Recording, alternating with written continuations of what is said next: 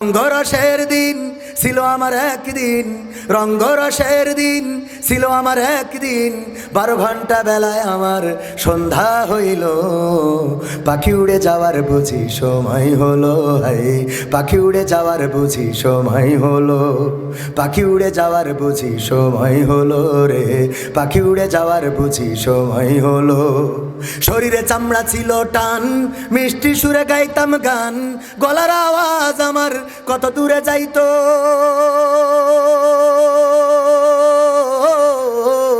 শরীরে চামড়া ছিল টান, মিষ্টি সুরে গাইতাম গান, গলার আওয়াজ আমার কত দূরে যাইতো। পাইকা গেল মাথার চুল, কথা বলতে পড়ে ভুল, পাইকা গেল মাথার চুল, কথা বলতে পড়ে ভুল। চোখে দেখি গন্ডগোল, দন্ত নড়িল, পাখি উড়ে যাওয়ার বুঝি সময় হলো। হাই পাখি উড়ে যাওয়ার বুঝি সময় হলো, পাখি উড়ে যাওয়ার বুঝি সময় হলো। হাই পাখি উড়ে যাওয়ার বুঝি সময় হলো। ঘন ঘন আসে দম, কানেতেও শুনি কম, পিছে পিছে জম আমার ঘুরতে লাগিল। ঘন ঘন আসে দম, কানেতে শুনি কম, পিছে পিছে জম আমার ঘুরতে লাগিল। খাটো হয়ে আসছে পাও, হীন হলো সর্বদাও, খাটো হয়ে আসছে পাও, হীন হলো সর্বদাও। ভাবে বুঝি সময় আমার ফুরিয়ে এলো, পাখি উড়ে যাওয়ার বুঝি সময় হলো। হাই পাখি উড়ে যাওয়ার বুঝি সময় হলো, পাখি উড়ে যাওয়ার বুঝি সময় হলো রে, পাখি উড়ে যাওয়ার বুঝি সময় হলো। এত সুন্দর পরিপাটি খাসায় আমার ছিল খাটি, দিনে দিনে খাসায় আমার জং ধরিল। এত সুন্দর পরিপাটি খাসায় আমার ছিল খাটি, দিনে দিনে খাসায় আমার জং ধরিল। পুরাতন খাসাতে পাখি করে শুধু ডাকা ডাকি, পুরাতন খাসাতে পাখি করে শুধু ডাকা ডাকি। একদিন আমায় দিয়া ফাঁকি উড়িয়া যাইব, পাখি উড়ে যাওয়ার বুঝি সময় হলো রে, পাখি উড়ে যাওয়ার বুঝি সময় হলো, পাখি উড়ে যাওয়ার বুঝি সময় হলো। হাই পাখি উড়ে যাওয়ার বুঝি সময় হলো। রঙ্গরসের দিন ছিল আমার একদিন, রঙ্গরসের দিন ছিল তোমার একদিন। 12 ঘন্টা বেলা তোমার সন্ধ্যা হইল, পাখি উড়ে যাওয়ার বুঝি সময় হলো। হাই পাখি উড়ে যাওয়ার বুঝি সময় হলো, পাখি উড়ে যাওয়ার বুঝি সময় হলো রে, পাখি উড়ে যাওয়ার বুঝি সময় হলো। মারহাবা বলা যাবে? ওগো আমার ভাইরা, এই পাখি উড়ার জন্য চুল পাকার কি কোনো দরকার আছে? এই পাখি উড়ার জন্য আমার দাড়ি সাদা হওয়ার কি কোনো দরকার আছে? বাড়ি থেকে বের হলেন, যশোরে যাবেন, যশোরে যাওয়ার পথে কত অ্যাক্সিডেন্ট হয়, কত মানুষ মারা যায়, কত লাশ বাড়িতে আসে, কেউ হাসপাতালে চলে যায়। ওগো আমার ভাইরা, ওই খবরগুলো আমাদের কানে আসে। আমি একদিন এমন খবর নিজেই হয়ে যেতে পারি না। আমি যেই বাসটায় চড়লাম, সেই বাসটা যে অ্যাক্সিডেন্ট করবে না, আল্লাহ না করুন, ওই বাসটা দুর্ঘটনায় পড়ার সম্ভাবনা আছে না নাই? আপনি যে নৌকাটায় চড়লেন, ওই নৌকাটা যে ডুবে যাবে না তার কি কোনো গ্যারান্টি আছে? আপনি যে ফেরিটা পার হবেন, সেই ফেরিতে চড়ার পরে ওই ফেরিটা যে তলিয়ে যাবে না তার কোনো নিশ্চয়তা নাই।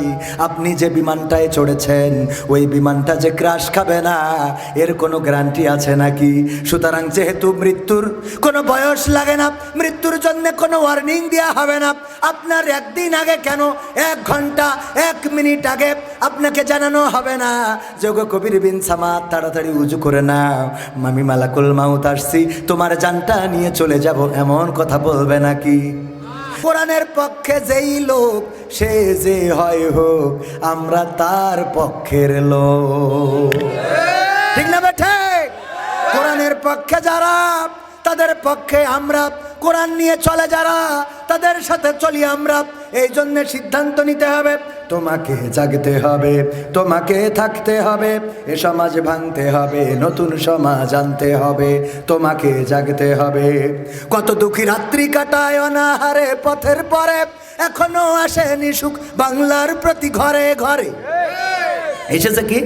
শোনাবো শোনাবো এটা শোনাবো, এটা শোনাই মোনাজাত করি, কষ্ট হবে বাবা?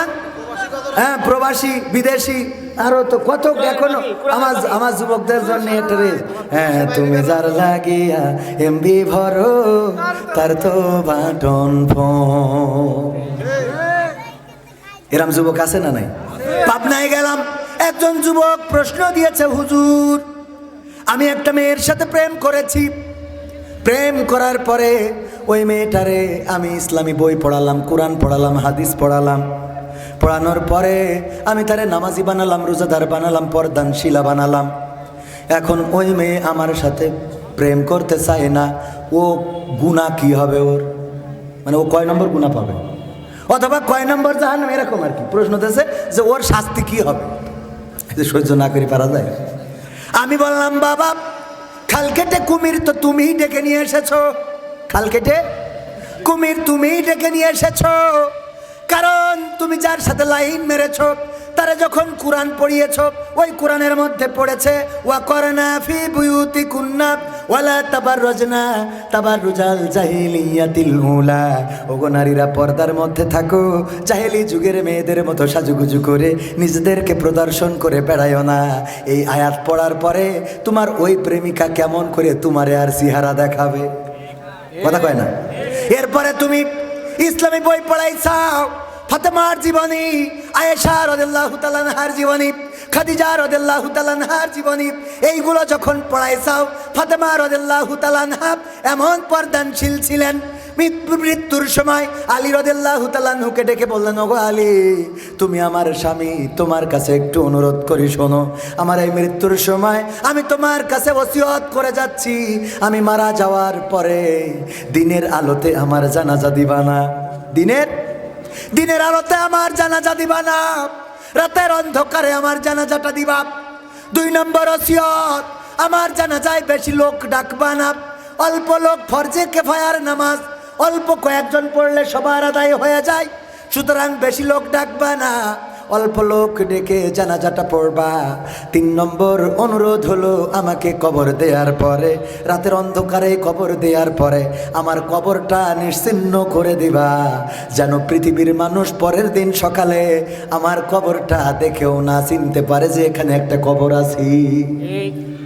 আলী রাদিয়াল্লাহু তাআলা আনহু বললেন, ওগো আমার বেগম এমন অনুরোধ কেন করলে? ফাতেমা রাদিয়াল্লাহু তাআলা আনহা বললেন, ওগো আলী আমি দুনিয়ার পরে এমন পর্দা করেছি, আমাকে কেউ কোনোদিন দেখে নাই, আমি কেমন মোটা কেমন চিকন, আমি কতটুকু উঁচু কতটুকু লম্বা কতটুকু খাটো কতটুকু ভাইটা, এইটা পৃথিবীর কোনো মানুষ দেখে নাই।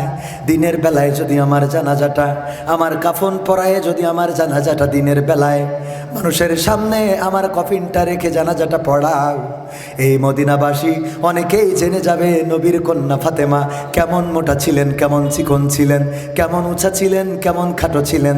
আমি চাই না আমি মৃত্যুর পরে আমার এই বিষয়গুলো পৃথিবীর কোনো মানুষ জেনে যায়।